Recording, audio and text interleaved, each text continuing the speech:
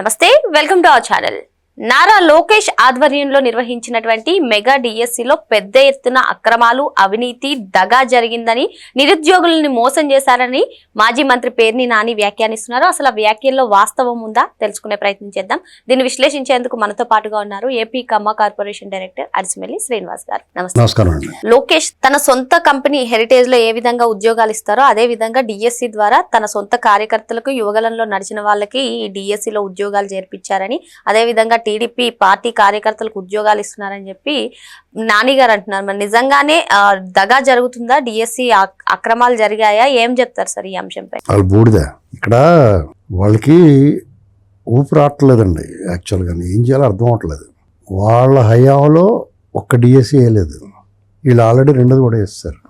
ఉద్యోగాలు వచ్చేసి ఉద్యోగాలు చేసుకుంటున్నారు. వాళ్ళకు ఇది ఏమవుద్దంటే స్పోర్ట్స్ కోటాలో మీద వచ్చింది వివాదం. ఇది దాని పూర్తి విధి విధానాలు తెలుసుకుని మాట్లాడాలి. వాళ్ళు బయట వాళ్ళకి తెలియదు, ఏమో అనుకుంటారు. అక్కడ వాళ్ళు సర్టిఫికెట్లు తర్వాత అవి తీసుకురండి, లేకపోతే ఇది చెప్పినప్పుడు కొంతమంది హాజరు అవ్వకపోవటం, ఇలాంటివి కొన్ని వాళ్ళు వివరంగా చెప్తున్నారు. వచ్చి జరిగిందారు అది ఇంకంతగానే చెప్పరు. ఏం పీక్కుంటారు అని చెప్పడమే. అర్థమైంది నీకు? ఇక్కడ దానికి వివరణ ఇచ్చుకుంటా పోతుంటే వాళ్ళు ఎన్ని చెప్పినా కానీ అవన్నీ జరిగిందంటాడు అంతే. వాళ్ళు మొండి మూర్ఖులాళ్ళు. వాళ్ళు ఏంటంటే అడ్డగోలుగా మాట్లాడడం అనేటువంటి అభ్యాసం అంతే. దానికి మనం ప్రజలకు ఒక వివరణ ఇచ్చుకోవాలి. ఈ బొగ్గలకి ఇవ్వాల్సిన అవసరం లేదు. అర్థమైంది నీకు? అంటే వైసీపీ మంత్రులు వీళ్ళు మాట్లాడుతున్నారు, దానికి టీడీపీ వాళ్ళు, కూటమి వాళ్ళు ఆన్సర్ చెప్తున్నారు అనుకోకుండా అసలు ఈ డిఎస్సి అభ్యర్థులు ఎవరు ఉన్నారో వాళ్ళు కానివ్వండి, ప్రజలు కానివ్వండి, డిఎస్సి పైన ఏమనుకుంటున్నారు? ఇప్పుడు వాళ్ళందరూ అనుకునేది ఏంటంటే డిఎస్సిలో ఇది 3 లక్షల మంది పైగా దాంట్లో పాల్గొన్నారండి. అందులో అక్కడ ఎన్ని ఉద్యోగాలు ఉన్నాయి అన్నీ వస్తాయి కదా. 3 లక్షల మందికి రాకపోతే అన్యాయం జరిగిపోయింది, ఎవరు ఇచ్చారంటే మీకు చాలా క్లియర్గా చెప్తున్నానండి. తెలుగుదేశం పార్టీ హయాంలో చాలా పారదర్శకంగా జరుగుతాయి. అడ్డగోలు విధానానికి అలా అవకాశమే ఉండదు. అందులో మేమందరం బాధితులు కదా, ప్రత్యక్షంగా చూసే ఎప్పటి నుంచి పార్టీ పెట్టిన కానించి. అదే కాంగ్రెస్లో అయితే టపాల్మని దూరే చెల్లి తర్వాత రాజశేఖర రెడ్డి అనేది దుర్పేసిపోయాడు. ఇప్పుడు జగన్మోహన్ రెడ్డి అయితే ఆళ్ళకి ఇచ్చేసుకున్నాడు కదా అన్నీ. ఫైబర్ నెట్ లాంటి దాంట్లో మనుషులు పెట్టేసుకున్నాడు. అసలు వాళ్ళకి మనకి పోలీసులు వాళ్ళు ఏమనుకుంటారంటే మళ్ళా వాళ్ళు చేసుంటారని ఊహిస్తారు. వాళ్ళు అంతే, చేసి ఉండరా అని. ఇక్కడ జరగదండి, అలా జరగనివ్వరు. అలాగైతే 300 మంది కార్యకర్తలు టీడీపీలో చదువుకున్న వాళ్ళు వాళ్ళందరూ అసంతృప్తి ఎందుకుంటుంది? ఇలా ఎందులో అవకాశం అందులో పంపిస్తుంటే ఇప్పుడు ఫైబర్ నెట్ అలాగే ఆఫీస్ ఉండిచ్చారు. ఫైబర్ నెట్లో కనీసం 2-3 వేల మంది దూరిపోవచ్చు కదా వీళ్ళు. అంటే వైసీపీ హయాంలో వీసీల నియామకంలో కూడా అసలు ప్రతి దాంట్లోనూ నీకు ఎక్కడైనా సరే, పైగా నేను ఇవాళ ఎప్పుడు మాట్లాడేది అలాగా వీసీ లిస్ట్ చూడండి ఒకసారి ఎవరున్నారు అందులో. అతని లిస్టు చూడండి. అతను దాంట్లో అతను కూడా ఉండే మనుషుల్లోనూ, లేకపోతే అలా పిఎల్ కింద ఇచ్చిన వాళ్ళు, లేకపోతే సలహాదారుల కింద ఇచ్చిన వాళ్ళు, సిగ్గులేవు మొఖాలకు ఏమాడుతున్నారు వాళ్ళు. వాళ్ళు సిగ్గు సార్ అన్నీ వదిలేశారు కాబట్టి బయటకు వచ్చి మాట్లాడతారు. అన్నీ వదిలేశారు వాళ్ళు. ఇప్పుడు దీనికి సమాధానం ఆల్రెడీ ఆ విద్యాశాఖకు సంబంధించిన బాధ్యులైన ప్రతి డిఎస్సిలో పాత్ర వహించిన ప్రతి అధికారి బయటకు వచ్చి చెప్పాడు. స్పష్టంగా చెప్పారు, క్లియర్గా చెప్పారు. వాళ్ళు ఆ సమాధానం ప్రజలకి, వీళ్ళకి చెప్పాల్సిన అవసరం లేదు. ఎందుకంటే అలా పట్టించుకోకూడదు. ఇక్కడ నీకు సమస్య ఎక్కడ వస్తుంది? ఒకవేళ నిజంగా ఇవాళ ప్రతిపక్షంగా పనిచేసేది టీడీపీ క్యాడరే పనిచేస్తుంది ప్రతిపక్షంగా. ప్రతి అడుగుని భూతద్దంలో చూస్తున్నారు. నీకు వెరీ సింపుల్ ఎగ్జాంపుల్ చెప్తాను. పలాసలో పనిచేసిన సిఐ శంకర్రావు పాయకురాపేటలో పోస్టింగ్ ఇస్తే ఓరెత్తిచ్చేసారు. ఇమీడియట్గా వాళ్ళు విన్నారు కూడా, పెద్దలో విని అతనికి ఇమీడియట్గా అతను అరాచకాలు అన్నీ తెలుసుకుని అతను వీఆర్కి పంపించారు. ఇదే కాదు, ఇలాంటి అనేక విషయాల్లో పార్టీ క్యాడరే ప్రతిపక్షంగా పనిచేస్తుంది. జగన్మోహన్ రెడ్డి ఇంట్లో దొంగుంటాడు, వాళ్ళ క్యాడర్ వదిలేసిపోయారు. ఇప్పుడు ఆ 10 మందిని పోగేయాలంటే వాళ్ళ తల ప్రాణం తోకొస్తుంది.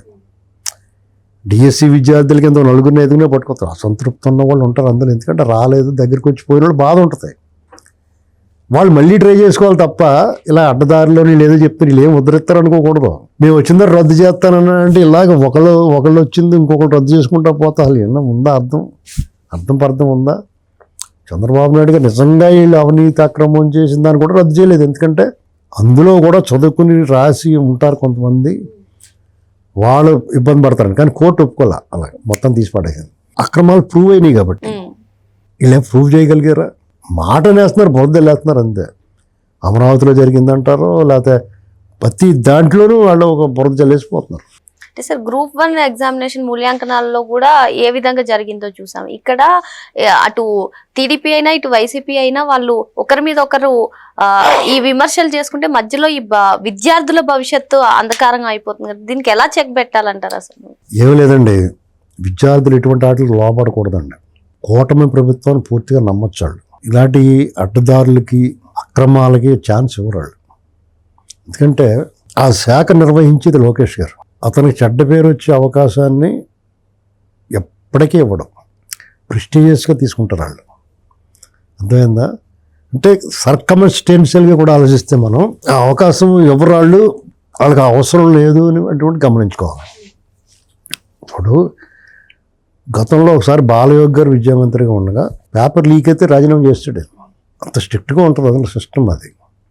ఇప్పుడు అది కొంత సడలింపు వచ్చింది. మరీ అంత నిజాయితీగా నిబద్ధతగా ఎవరో ఉంటలా, నైతిక బాధ్యతలు వహించట్లేదు. కానీ అలాంటి పనులు చేయకుండా ఉంటారు. ఇప్పుడు చిన్న పొరపాటు జరిగింది. అక్కడ సిఐ ఉన్నాడు, 2 ఏళ్ళ తర్వాత అతను ఇక్కడికి పోస్టింగ్ వచ్చింది. అప్పట్లో కూడా విఆర్లో పెట్టారు అతన్ని. అదే డిఏజీ 4 నెలలు పట్టుకుని మొత్తం మీద వాళ్ళ మార్గాలు వాళ్ళు పడతారు. పొలిటికల్ ఇన్ఫ్లుయెన్స్ ఏమి ఉండదు.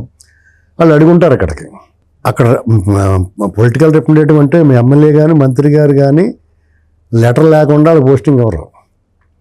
ఖచ్చితంగా ఈవిడ లెటర్ ఇచ్చి ఉంటుంది, అడుగుంటారు, రిక్వెస్ట్ చేసి ఉంటాడు. ఆవిడ ఇతను వేరే బోర్డ్స్ ఇతను చరిత్ర తెలుసుకోలేదు. ఆవిడ చేసిన మిస్టేక్ అది. ఆ పొరపాటు చరిత్ర తీసుకుంది. మొండిగా వాదించకుండా, అడ్డగోలుగా వ్యవహరించకుండా. ఇది కదా మనకు కావాల్సింది. నువ్వు పొరపాటు చేస్తున్నావు అంటే సరిదిద్దుకోవడం. ఆయుధం ఎప్పుడన్నా ఉందా వాళ్ళ దగ్గర? అందుకనే వాళ్ళు విధ్వంసకారులు అండి. అభివృద్ధిని ఓర్చుకోలేరు. ప్రజలకు మంచి జరుగుతుంటే జగన్మోహన్ రెడ్డికి ఒంటి మీద తేళ్ళు జెట్లు పాకేస్తాయి. అతను నచ్చుతో. ఎందుకంటే అతను ఊహించింది వేరు. వీళ్ళు ఇచ్చిన హామీల మేరకు సంక్షేమం చేయలేక చేతులు ఎత్తేస్తారు. మనం చేసిన విధ్వంసానికి, మనం చేసిన అరాచకానికి ఎవడో ఆంధ్రప్రదేశ్ వైపు రాడు. అలాగే చేశాడు అతను. కానీ అవన్నీ తూచని వచ్చేస్తున్నారు కదా.